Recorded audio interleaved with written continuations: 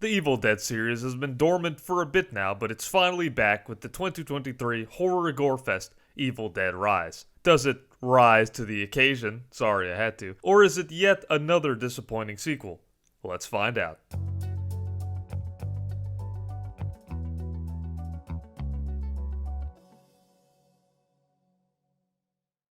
Evil Dead has been a long-running series, and as just a novice, I came into Evil Dead Rise with bare minimum context to the original series. As a newcomer, I was able to catch some of the nods to the originals, specifically some props and iconic set pieces from the previous movies. Evil Dead Rise is directed and written by Lee Cronin and follows two estranged sisters as they reunite in a dusty, poorly kept apartment building, probably somewhere in New York. That is, until a demon is thrown into the mix, as usual.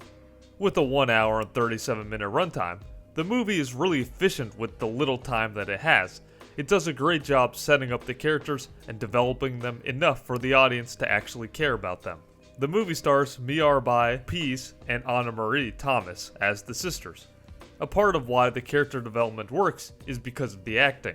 It's a part of horror movies that can sometimes be overlooked, but the acting was great from everyone in the cast. It's not easy to recreate fear and possession among other emotions. Props to pretty much everyone, from the adults to the children in the film, everybody holds it down. Now for the effects. One of the most iconic things about the series is the gore and hacking and slashing we all know and love. Evil Dead Rise does not hold back in this regard. Gallons upon gallons of fake blood must have been used for this gory journey into hell.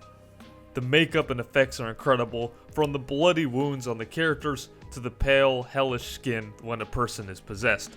It all looks brilliant. Huge shout out to the makeup and FX department for this one. It really sells the horrific visuals that occur throughout. The sound editing also shines. With every squeak, stab, and shard of glass breaking, the sound adds so much to the more suspenseful scenes of the movie. Now I know what you're thinking, so far it's been nothing but praise, but unfortunately Evil Dead Rise does not conclude without some flaws.